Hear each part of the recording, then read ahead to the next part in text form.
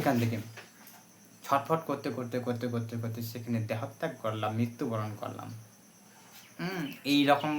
এইরকম করে ৮০ লক্ষ আমরা নিম্ন জনি শরীর প্রাপ্ত হয়ে কষ্ট অনুভব করে পেরিয়ে এসে কৃষ্ণ কৃপা করে আমাদের এই দুর্লভ মানব জন্মটা দিল।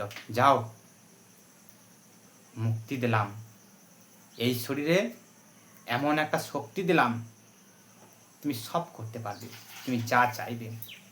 তুমি চাইলে আমার ভজন করতে পারো, তুমি চাইলে আমার মঙ্গল আরতি করতে পারো, তুমি চাইলে নাম জপ করতে পারো, তুমি চাইলে কারো চুরি করতে পারো, তুমি চাইলে এই দেহটাকে ভোগ করতে পারো, সব কিছু করতে পারবে, তুমি যা চাইবে।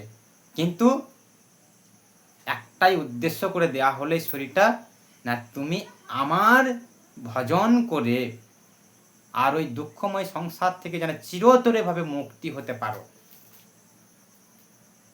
নিয়ে আমার ধামে ফিরে আসতে পারো।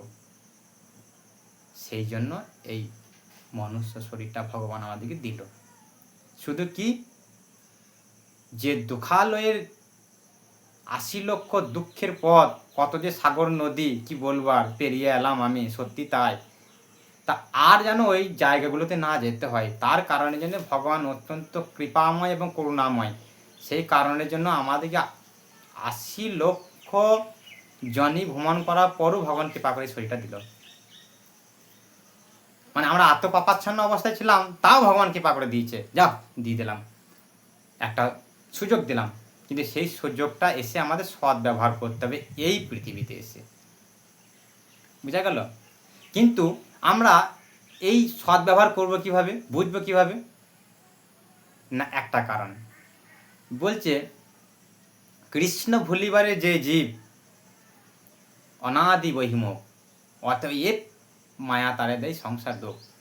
তো আমরা যখন এই পৃথিবীতে ধীরে ধীরে ধীরে ধীরে কৃষ্ণকে যখন ভুলে যাব, তখন কিন্তু আমরা আস্তে আস্তে দুঃখ যন্ত্রণাময় করুণ, আস্তে আস্তে অসহায় হতে হতে অন্ধকারে মানে হারিয়ে যাব। আর যদি কৃষ্ণকে আমরা মনে রাখতে পারি, সবসময় যদি কৃষ্ণ চিন্তা করতে পারি, ভগবানের সবসময় চিন্তা ভাবনা, কৃষ্ণের সেবা, এরকমভাবে যদি ইস্কনে ভক্তদের মতো সবসময় যদি কৃষ্ণকে নির্লিপ্ত থাকতে পারি, আমরা এইখান থেকেই কৃষ্ণকে অনেক ফিলিং করতে পারবো, অনেক আনন্দ পাবো, যেমন ভক্তরা পাচ্ছে। কারণ কৃষ্ণ হচ্ছে আত্মা এবং তার দেহটা হচ্ছে চিন্ময়। তাই আত্মা এবং চিন্ময় শরীরের, কৃষ্ণের শরীর এবং আত্মার মধ্যে কোনো পার্থক্য নেই, অভিন্ন। আর তার কাছ থেকে একটুকু ছিটে ফোঁটা ছেড়ে বেরিয়ে আসি হচ্ছে, মানে ছেড়ে বেরিয়ে যাওয়া হচ্ছে আমরা আত্মা, বোঝা গেল? তাই কৃষ্ণ হচ্ছে পূর্ণ, পূর্ণ মানে বড় পাহাড়, আর আমরা তার থেকে একটু করে ভেঙে আসা একটা অংশ। তা কৃষ্ণ শরীরটা কি দিয়ে তৈরি? চিন্ময় শরীরটা সচ্চিৎ আনন্দ, সচ্চিৎ আনন্দময় বিগ্রহ, তা সচ্চিৎ আনন্দ। তা কৃষ্ণ আনন্দময় শরীর, তার অংশ যদি আমরা বেরিয়ে আসি, তা সেই অংশটা যখন ধীরে ধীরে ধীরে ধীরে সেই পাহাড়টার দিকে যাব বা পূর্ণের কাছের দিকে যাব, তখন অটোমেটিক আমরা আনন্দ উপভোগ করব, খুব সুন্দর আনন্দ পাবো, ভগবানকে আস্তে আস্তে ধীরে ধীরে জানতে পারবো। তখন বুঝতে পারবো যে সত্যি কৃষ্ণের ভজনে বা কৃষ্ণের সেবাতে কি আনন্দ রয়েছে। কেন না, ভগবানকে আমরা মনে করছি বা ভগবানের কাছে ধীরে ধীরে যাচ্ছি, তার কারণে জন্য এই আনন্দটা আমরা উপভোগ করব। আর যত ধীরে ধীরে ধীরে ধীরে ধীরে ধীরে সরে যাব, তত দুঃখ বাড়বে, বুঝা গেল? তো এইভাবে আমরা ভগবানের কাছে ৮০ লক্ষ বছর তপস্যা করেছি। হে ভগবান, হে কৃষ্ণ, আমাদেরকে মুক্তি দেন বা আমাকে মুক্তি দেন, আমি আর পারছি না, আর সহ্য করতে পারছি না। তো এইরকমভাবে তপস্যা করার পর আমরা এই শরীরটা লাভ করেছি। দুর্লভ, দুর্লভ কথার অর্থ হচ্ছে যেটা ১০,০০০ বছর, ১৫,০০০ বছর, ৫,০০০ বছর তপস্যা করে বা ধ্যান করে পাওয়া যায়, সেটা হচ্ছে দুর্লভ। টাকা দিয়ে বা গাড়ি বা সোনা দান করে এই শরীরটা কেনা যায় না। তা ভগবান কৃপা করে দিলেন, আমাদের আসল কর্তব্য হলো